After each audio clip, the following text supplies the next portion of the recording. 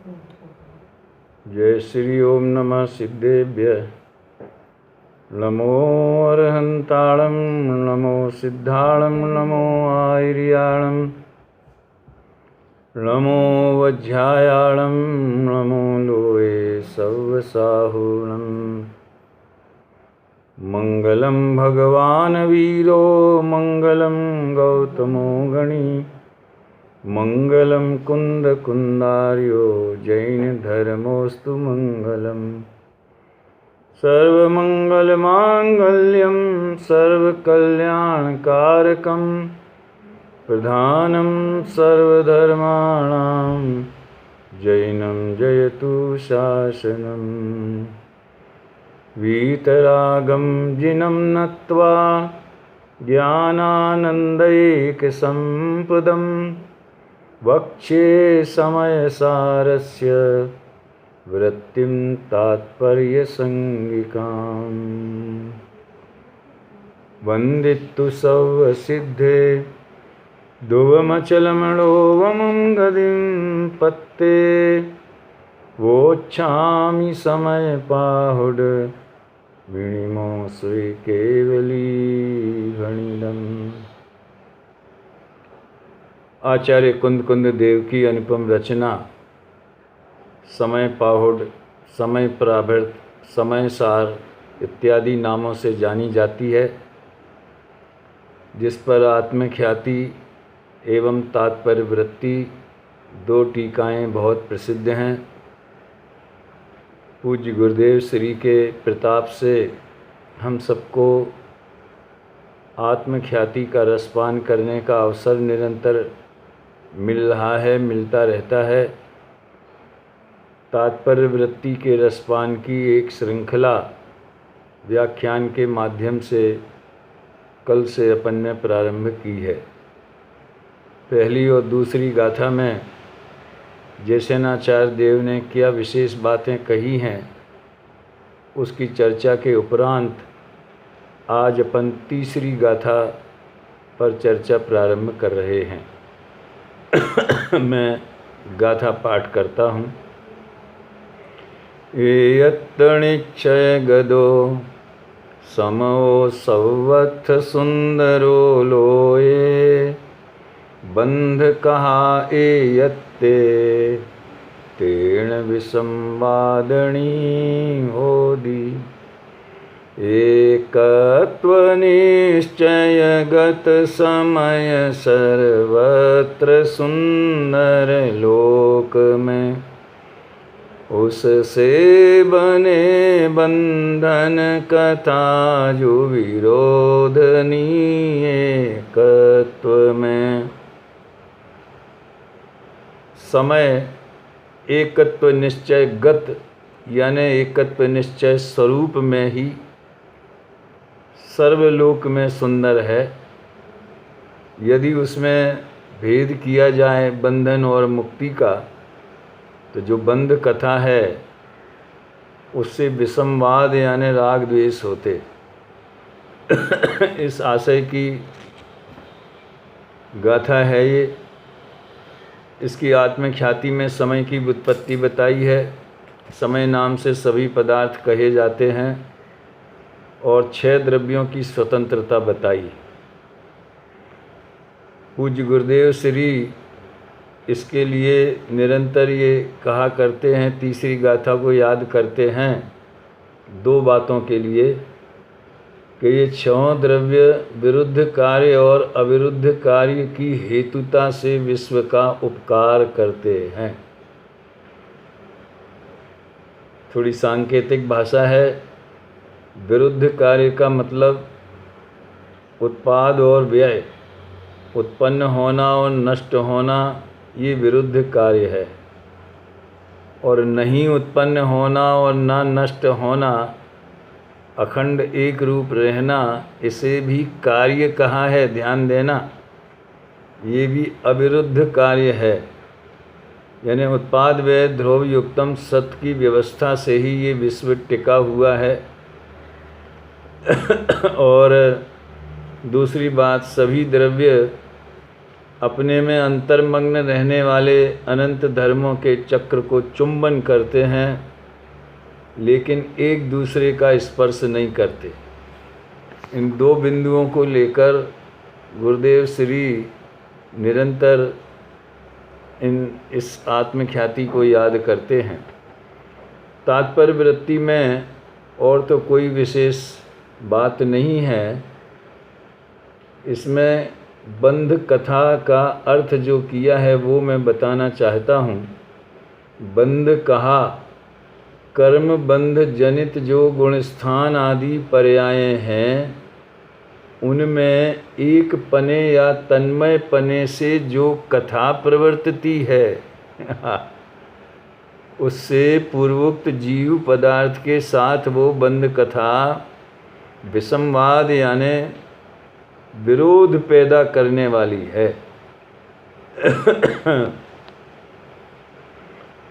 पहले इसमें बंध कथा की चर्चा करें। कर्म बंध जनित गुण स्थान इत्यादि पर्याय। वास्तव में देखा जाए कि मात्र इसमें विसंवाद नहीं है कि ये संसार अवस्था में जीव आ गया या मनुष्य पर्याय का संयोग है, लेकिन उनमें एक पना ऐसा लिया है। अब देखिए अर्थ करने की पद्धति। जैसनाचार्य देव एयत्ते शब्द को अलग करते। बंध कहा एयत्ते यानी एक पने से तन्मय पने से कथा प्रवर्तती है। तो वास्तव में कथा माने मुँह से कहना या उसका ज्ञान करना, ये आशय नहीं है। एक पने से वो मिथ्यात्व की ओर संकेत करना चाहते हैं कि देह को अपना मानना यानी बंध कथा में एकत्व हो गया। मैं अनादि से कर्मों से बंधा हुआ हूँ, ऐसा ही अनुभव करना, ये बंध कथा में एकत्व हो गया। अब कहाँ एकत्व निश्चयगत समय अपने एकत्व स्वभाव में तो बहुत सुंदर है। सुंदर का अर्थ आनंददायक है। कालिदास ने तो बहुत सुंदर परिभाषा सुंदरता की लिखी है। क्षणे क्षणे यन्नवताम उपैति। निरंतर किसी चीज़ को देखते रहो लेकिन नई नई लगे, अद्भुत लगे, नवीनता ही भाषित हो, जी नहीं भरे, सौंदर्य उसे कहते हैं। ये सौंदर्य की अनुभूति का ये स्वरूप है।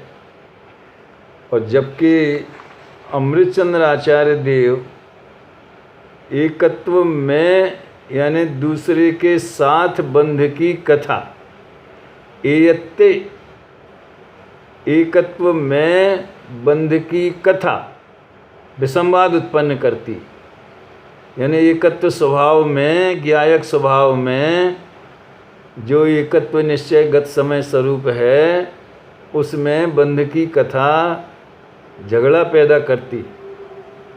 कथा की भी बात मैं संक्षेप में थोड़ी बताऊंगा। और इन्होंने एयत्ते को अर्थ किया कि बंध कथा एक पने में, बंध कथा में एक पना, तन्मय पना, उससे विसंवाद होता है। भाव में फर्क नहीं है, अर्थ करने की शैली की बात है। बहुत वर्षों पहले बचपन में कोई ऐसा प्रसंग था, कोई खेल था जिसमें एक संयुक्त परिवार में बंटवारा हो जाता है। तो जब वो एक भाई चाहता है कि बंटवारा हो जाए तो उसकी पत्नी उसे मजबूर करती है, दूसरा भाई बिल्कुल नहीं चाहता। तो वो बहुत दुखी होकर के कहता है, मुझको बर्बादी का कोई गम नहीं, गम है बर्बादी का क्यों चर्चा हुआ। देखो, हो रहा है उसका गम नहीं है, वो तो होना ही था, बात क्यों खड़ी हुई कि ये होना चाहिए। वाह, अपन यहाँ लगाएं तो बहुत फिट बैठती है बात। भगवान आत्मा कर्मों से बंधा है तो ठीक है, वो अनादि से बंधा ही हुआ है, लेकिन इसके पीछे जो बंध मोक्ष से रहित स्वभाव है उसे भूल जाना और बंध की चर्चा करना, यानी उसमें एकत्व बुद्धि करना, चर्चा से मतलब अकेले बंध का ज्ञान करने से नहीं है, इस एकत्व बुद्धि से ही और वो बंधन बढ़ता चला जाता है, बढ़ता चला जाता है। इसमें जयसेनाचार्य देव ने प्रश्न तो उठाया कि विषमवादिनी कथा का क्या अर्थ है। जवाब व्याकरण से दिया। प्राकृत व्याकरण के नियम से पुल्लिंग में स्त्रीलिंग का निर्देश है। तो विषमवादिनी, ऐसा विषमवाद होता है तो कथा स्त्रीलिंग है ना, इसलिए विषमवादिनी असत्य होती है। विषमवाद का मतलब किसी से लड़ाई झगड़ा होता है, ऐसा नहीं है। हमारे विकल्पों में ही द्वैत खड़ा हो जाता है कि बंधा है कि मुक्त है, क्या है, क्यों बंधा है, कैसे बंधा है, निश्चय से बंध का क्या स्वरूप है। यानी एक सूत्र पकड़ो तो बहुत सारी बातें खुलने लगती। और जबकि जो वास्तव में हमारा चिन्ह मात्र स्वरूप है वो तो बंध और मोक्ष से रहित है। इसलिए बंध कथा में विकल्प उत्पन्न होना, आकुलता उत्पन्न होना, इसके अलावा और क्या उपलब्ध होने वाला है। फिर आचार्य देव लिखते हैं, शुद्ध निश्चय न से वह कथा शुद्ध जीव का स्वरूप नहीं है। यहाँ भी देखिए नए प्रयोग किया। शुद्ध निश्चय नय यानी निश्चय नय का एक शुद्ध निश्चय नय भेद होता है, अशुद्ध निश्चय नय होता है, एक देश शुद्ध निश्चय नय होता है। इन तीनों शब्दों का प्रयोग जयसेनाचार्य देव ने बहुत किया है। इसकी तो समझ लीजिए जो नियमित श्रोता अगर इस व्याख्यान माला के हैं तो मेरा तो ये सुझाव है और मैं भी प्रयास करूँगा कि एक डायरी में तात्पर्य वृत्ति में नए विभाग, तो गाथा क्रमांक और फिर कौन सा नए का क्या प्रयोग किया गया है वो एक नोट कर लिया जाए तो एक बहुत अच्छा संकलन जयसेनाचार्य देव के संदर्भ में तैयार हो सकता है। तो निश्चय नय से शुद्ध जीव का स्वरूप नहीं है। संसारी जीव के बारे में बात नहीं कही हमने तो संसार अवस्था में भी जो सभ्य शुद्धाहु शुद्धनया इस नय का विषय भूत जो शुद्ध जीव है उसकी चर्चा की। इससे सिद्ध है कि स्व समय ही आत्मा का स्वरूप है।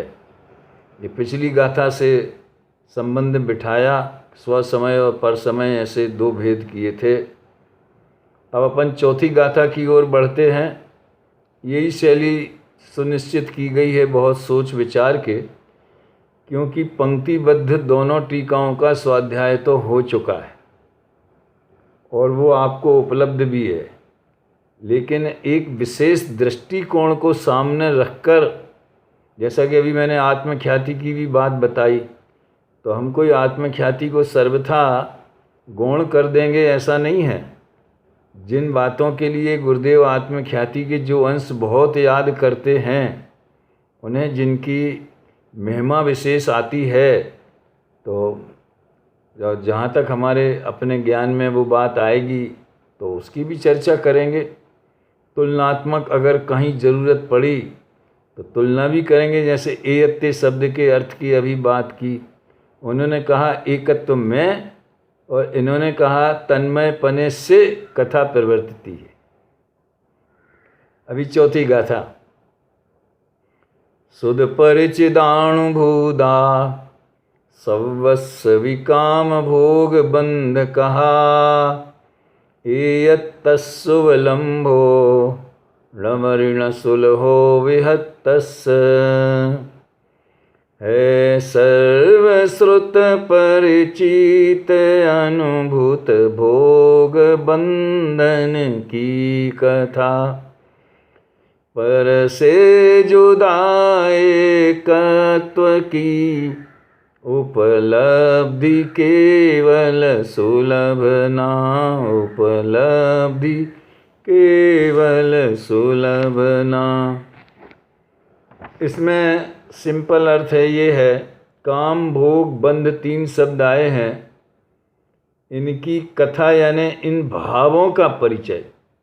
कथा शब्द से कहानी कहने मात्र से नहीं है। इन पंचेंद्रीय विषयों का रस जीव को अनादि से है, बंधन का रस अनादि से है। एकत्व नहीं सुहाता जीव को। समूह में रहना है, परिवार में रहना है, समाज में रहते हैं। अभी जैसे ये आजकल क्वारंटाइन, वो क्या बोलते हैं, वो कोरोना चल रहा है और हर एक को घर में ही रहने को कहा जाता है। अब घर कोई जंगल तो है नहीं, वहाँ भी लोग खाते पीते हैं, पिकनिक करते हैं, बच्चों के साथ में हंसते बोलते हैं, घबरा जाते हैं। बाहर निकलना है, घूमने जाना है। तो इस तरह 5 इंद्रिय के विषयों की, भोग की और बंधन की, विषयों का भोग और संयोगों का पर का संग, ये जीव को अनादि से, संसार में इसके अलावा है ही क्या। क्यों सुलभ है? क्योंकि ये कथा संयोग में यानी संसार में सर्वत्र यही कथा है, यही संसार का कारण है, यही संसार का स्वरूप है, चतुर्गति भ्रमण का। और सबसे बड़ा कारण यह है कि जीव अपने एकत्व विभक्त स्वरूप को भूला है, इसलिए ये चीज़ें सुलभ हो गई। वीतरागी संतों के लिए ये चीज़ें जगत में उपलब्ध होने पर भी सुलभ नहीं है, उनकी रुचि में दुर्लभ हो गई, उनके साधना में, रत्नत्रय की निर्मल परिणति में दुर्लभ हो गई। जैसेनाचार्य देव ने इसमें क्या विशेष अर्थ किया है, उसकी चर्चा करना प्रासंगिक है। काम रूप भोग, काम भोग, काम रूपी भोग, ऐसा रूप शब्द लगाए ना, रूपक अलंकार जैसा। काम कोई भोग कह दिया है और फिर दोनों को अलग अलग किया। अथवा यानी दूसरा अर्थ, पहला तो काम रूपी भोग यानी काम और भोग को एकत्व बताया। काम माने पंचेंद्रिय विषयों की इच्छा, और इच्छा से ही जीव भोगता है। अथवा काम शब्द से स्पर्शन रसना, इन 2 इंद्रियों के विषय, और भोग शब्द से घ्राण चक्षु श्रोत्र, इन 3 इंद्रियों के विषय लिए गए हैं। अब मैंने तो ये काम की ये व्याख्या और भोग की ये व्याख्या अलग अलग यहाँ के अलावा और कहीं है ऐसा सुनने में मेरे ज्ञान में नहीं आया। अपने ज्ञान में तो ये आया कि इच्छा को ही काम कहते। लोक में तो काम शब्द विषय वासना, स्पर्शन इंद्रिय के विषय के लिए रूढ़ हो गया, लेकिन वास्तव में शब्दार्थ के हिसाब से देखा जाए तो किसी भी प्रकार की इच्छा होना, उसका नाम काम है। कामना, ये इच्छा का ही भाववाची शब्द बनाने के लिए काम के आगे ना और जोड़ दिया। हमारी यही कामना है मेरी, यानी मेरी यही इच्छा है, यही भावना है, इत्यादि इत्यादि। तो किसी भी प्रकार की इच्छा है वो कामना है। और बाकी के तो इसमें तो 5 इंद्रिय के विषय शामिल हो गए, ठीक है। अब यथा योग्य जो अर्थ जहाँ है वहाँ लगा लेना चाहिए, इसमें कोई मतभेद है ऐसा नहीं है। उन काम भोगों के बंध यानी संबंध की कथा, वो काम भोग बंध कथा है। बंध को इन्होंने संबंध में लिया। वास्तव में संबंध की परिभाषा, बंध की परिभाषा अपन सबने लघु सिद्धांत प्रवेशिका में पढ़ी है। अनेक वस्तुओं में एक पने का ज्ञान कराने वाला संबंध विशेष, यानी सामान्य संयोग तो होता ही रहता है, बिखरता रहता है। जैसे हम ट्रेन में जाते हैं, बहुत से लोग आते हैं, बातचीत भी हो जाती है, थोड़ी पहचान भी निकल जाती है, लेकिन कोई संबंध स्थापित नहीं होता, अटैचमेंट नहीं होता। किसी से हो जाता है तो संबंध हो गया, नहीं हुआ तो नहीं हुआ है। लेकिन ये काम के विषय जो हैं मेरे हैं, मैं इनका भोगता हूँ, ये मुझे सुखदायक हैं, इस तरह की मान्यता वो संबंध की कथा है। सम यानी अच्छी तरह से, भली प्रकार से जीव इन विषयों से बंधा हुआ है। विषयों ने नहीं बांधा, जीव स्वयं इन विषयों से बंधा हुआ है। अब जो खासियत बात है जैसेनाचार्य देव की, जो यत्र तत्र दो चार जगह और मिल जाती है, अन्य ग्रंथों आत्मख्याति वगैरह में भी मिल जाती है। बंध शब्द से प्रकृति, स्थिति, अनुभाग और प्रदेश बंध और उनका फल नर नारकादि रूप कहा जाता है। तो काम में 5 इंद्रियों के विषय ले लिए हैं, और भोग में उनके साथ संबंध की कथा, तो वो भोग हो गया, काम भोगों का बंध हो गया। तो काम भोगों के बंध की कथा में दूसरा अर्थ जब बंध शब्द का किया, तो प्रकृति, प्रदेश, स्थिति, अनुभाग। आश्चर्य की बात है कि ये बात तो अपने धवला जी वगैरह ग्रंथों में, करणानी योग के ग्रंथों में तो यही आता है। तो इसे बंध क्यों कहा गया, बंध कथा सुलभ है क्यों कहा गया? देखो भैया, ग्रंथों में जो आता है वो नए विवक्षा पूर्वक आता है कि संयोग दृष्टि से देखा जाए, व्यवहार नय की दृष्टि से देखा जाए, तो संसार अवस्था में जीव काम भोग बंध स्थिति में पड़ा हुआ है। उसका ज्ञान नहीं करावें तो ये जीव दुखी क्यों है, दुख का कारण क्या है, और उसे सुखी होने का, बंधन से छूटने का उपाय करना चाहिए, इसका कोई सवाल पैदा नहीं होता। इसलिए उसे नए विवक्षा पूर्वक जानना वो विकथा नहीं है, ध्यान देने की बात है, अभिप्राय का अंतर है। लेकिन उस बंध कथा में रस लेना, उसमें ही एकत्व बुद्धि होना, अबंध स्वभाव को भूल जाना और सर्वथा अपने स्वरूप को बंध रूप ही मान लेना। अज्ञान दशा में जो जैसे परद्रव्यों को अपना मानता है, वैसे हम तो बंधे हैं, संसार कर्मों से बंधे हैं, कर्मों से बंधे हैं, ये कर्म नहीं छोड़ते हैं, ये तो भोग नहीं पड़ेंगे। इस तरह की जो मान्यताएं हैं वो है वास्तव में बंध कथा। दोनों में फर्क है, उसको नए विवक्षा पूर्वक जानना अलग चीज़ है। अनुपचरित असद्भुत व्यवहार नय से कर्म बंध है, उसका ज्ञान करने का प्रयोजन है। वो कथा भी जिनागम का अनुयोग है, जिनागम का अंग है, द्वादशांग का है। लेकिन यहाँ तो एक चैतन्य को भूलकर उसमें ही जीव रम गया और उसका फल प्रकृति, प्रदेश, स्थिति, अनुभाग का फल नर नारकादि रूप। अब आप देखिए, पिछली तीसरी गाथा में ही अपन ने कर्म बंध जनित बंध कथा का अर्थ किया था, गुण स्थान आदि पर्याय उनमें एक पना। अब यहाँ बंध कथा में उन्होंने प्रकृति, प्रदेश, स्थिति, अनुभाग सब ले लिए। तो गुण स्थानों का वर्णन करेंगे तो ये सब चीज़ें आएंगी।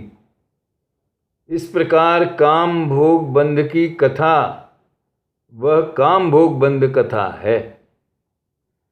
फिर नीचे एक और बढ़िया चर्चा है कि मैं ये पैराग्राफ पढ़ देता हूँ।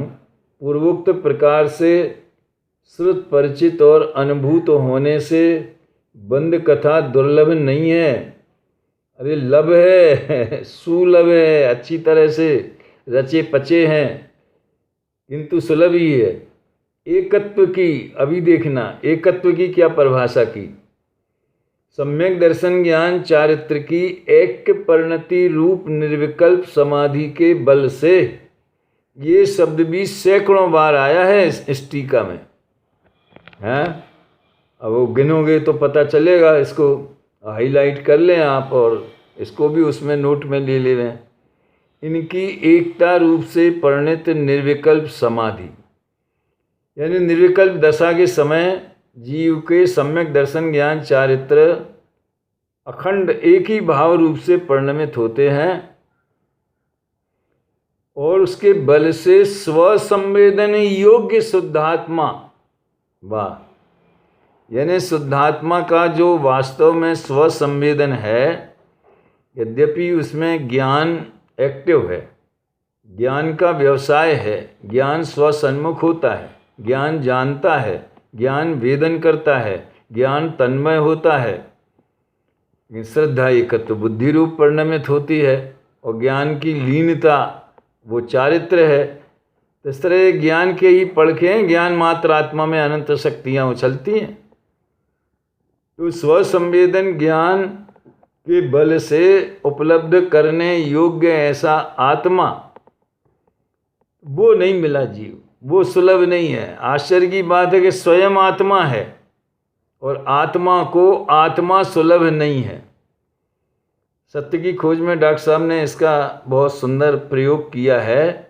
खोजने वाला खो गया है, खोजने वाला खोजने वाले को खोज रहा है, बड़ा दुखी है, लेकिन खोजने वाले को खोजने वाला नहीं मिल रहा है।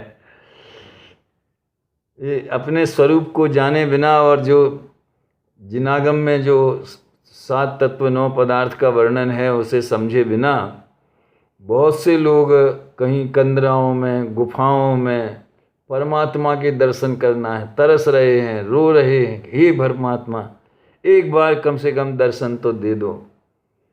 भगवान जाने उनकी क्या कल्पना है परमात्मा के दर्शन की। और जो सिनेमा नाटकों वगैरह में जो दिखाते हैं तो वो 4 हाथ वाले और चक्र चल रहा है और बढ़िया मुकुट हार से सुसज्जित हैं, जैसे कोई इंद्र खड़ा होवे और उंगली पे चक्कर चल रहा है, वो मुस्करा रहे हैं, तो वो परमात्मा उनकी कल्पना में दिख गए, तो वो परमात्मा का दर्शन हो गया।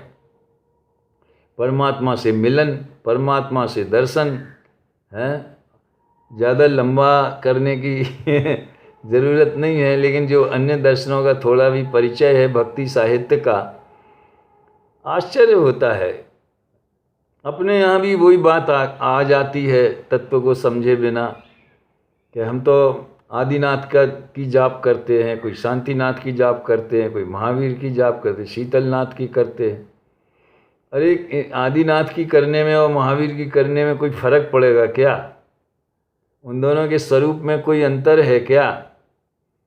तो ये है परमात्मा के दर्शन का। देखो अरहंतों को द्रव्य गुण यहाँ अपने यहाँ एक तो 5 पद हैं, आत्मा की अवस्थाएं हैं। वो ये नहीं है कि वो किसी व्यक्ति का ध्यान करना है, कि व्यक्ति का नाम जपना है, कि व्यक्ति में समर्पित होना है, इसका तो सवाल ही नहीं है। अरे गुरु में भी गुरु पद है, गुरु का गुरुत्व है, उनकी रत्नत्रय परिणति वो अपना आदर्श है। कोई व्यक्तिगत रूप से तो बस नवधा भक्ति पूर्वक आहार देना और धर्मोपदेश सुनना, इतना गुरु के साथ संबंध होता है। बाकी गुरु के चरणों में सर्वस्व समर्पण कर दो, सर्वस्व समर्पण कर दो। इसका सही अर्थ देखा जाए तो चरण माने आचरण, और आचरण है दर्शन ज्ञान प्रधान आचरण, जिसकी चर्चा प्रारंभ में ही प्रवचन सार में की। तो चरण में तीनों चीज़ें हैं, उनमें सर्वस्व, स्व कौन, आपका सर्वस्व क्या है? पैसा, शरीर, मन वचन काय, ये सर्वस्व है? ये तो बिल्कुल पर है, सर्वस्व की तो बात नहीं है। राग द्वेष, उनके प्रति भक्ति, वो सर्वस्व समर्पण है। अरे वो राग भी पराश्रित आकुलता रूप परिणाम है भैया, उसमें काय का सर्वस्व समर्पण है? राग तो खुद आग है। ज्ञान जीव का सर्वस्व है, उपयोग लक्षण, चेतना स्वभाव। तो चेतना को समर्पण कर दो, यानी चेतना में सम्यक दर्शन ज्ञान चारित्र रूप परिणमन करो। सच्चा अर्थ ये है सर्वस्व समर्पण का। और इसे दूसरी भाषा में अन्यत्र बहुत अच्छे ढंग से बताया है। जैसे 31वीं गाथा में इसी ग्रंथ में केवली परमात्मा की निश्चय स्तुति की बात की है।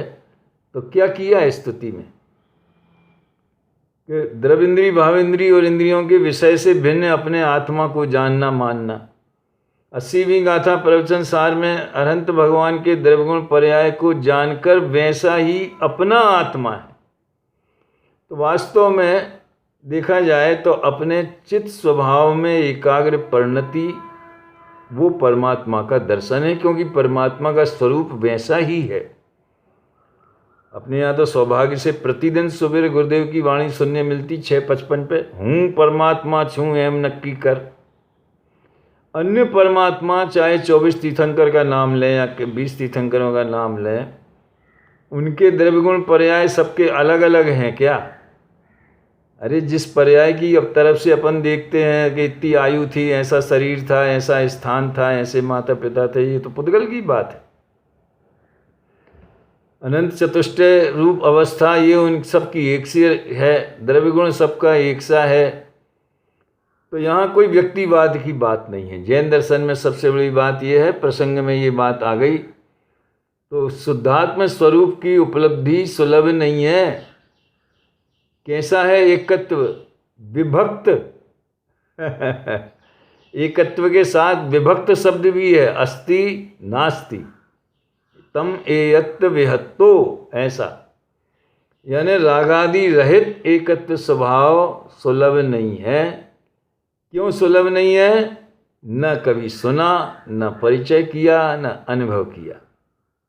ये आप समझ लीजिए चौथी गाथा की टीका की विशेषता हुई कि जिसमें काम और भोग शब्द का अलग अलग अर्थ किया गया।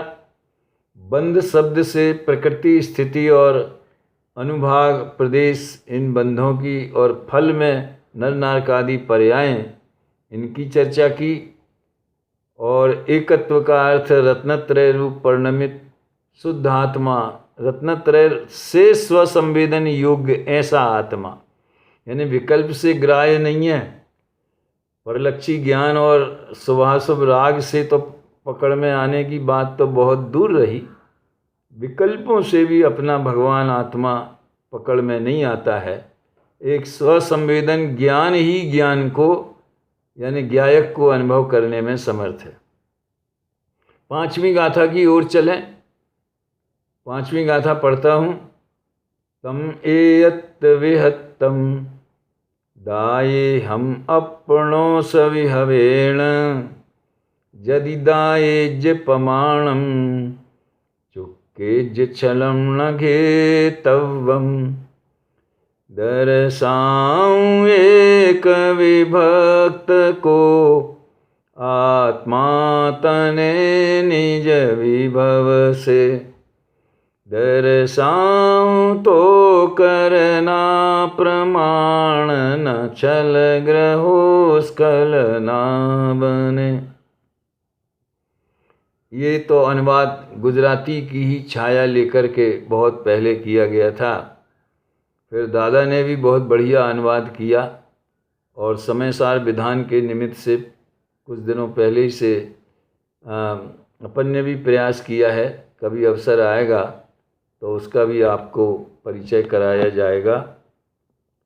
देखिए, इसमें आचार्य देव प्रतिज्ञा करते हैं, क्योंकि जो कथा सुलभ है वो दुखदाई है, जो दुर्लभ है वो सुखद है।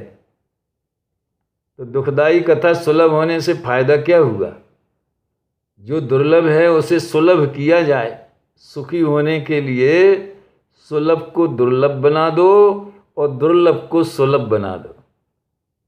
इसको अपने ध्रुव स्वभाव, ज्ञायक स्वभाव के संदर्भ में गुरुदेव एक सूत्रात्मक वाक्य कहा करते हैं, क्षति चीज को अक्षति करना है और जो अक्षति है उसको क्षति करना। क्षति माने विद्यमान। तो हमारी दृष्टि में, अनुभूति में जो राग द्वेष पुण्य पाप विकारी भाव विद्यमान हैं, वे मानो अविद्यमान हैं, ऐसा है ही नहीं, ऐसा स्वभाव की ओर जाना। और दृष्टि में जो अनुपलब्ध है, स्वयं तो है ही अपने सत्य स्वरूप में, लेकिन दृष्टि में जो अनुपलब्ध है, ऐसे स्वभाव के सन्मुख होना, ये अक्षति को क्षति करना, सुलभ को दुर्लभ करना, दुर्लभ को सुलभ करना। देखो, एकत्व विभक्त को दिखाने में अमृतचंद्राचार्य ने तो वो ये निज वैभव का जन्म कैसे हुआ है उसकी चर्चा करके और फिर पूरे उन्होंने निज वैभव का ही परिचय दिया, क्योंकि एकत्व भक्त की बात वो 6वीं 7वीं गाथा में आने वाली है। लेकिन जयसेनाचार्य देव अभेद रत्नत्रय रूप एकाकार परिणत मिथ्यात्व रागादि रहित परमात्मा स्वरूप को दिखलाता हूँ। यानी वो पर्याय में भी जो परमात्मा है, क्योंकि पर्याय वाले परमात्मा से ही स्वभाव वाले परमात्मा का निर्णय होता है। अपने में तो अनुभव में आएगा तो वो बात अलग है, लेकिन हम माने कैसे कि हमारा आत्मा रागादि रहित है? तो बाहर में दिखते हैं ना, आगम से जाने जाते हैं सर्वज्ञ परमात्मा अरहंत सिद्ध परमेष्ठी पूर्ण वीतराग सर्वज्ञ हो गए। तो उनकी वीतरागता सर्वज्ञता इस बात को साबित करती है कि आत्मा में जो ज्ञान आनंद स्वभाव है वो वही पर्याय में प्रकट हुआ है।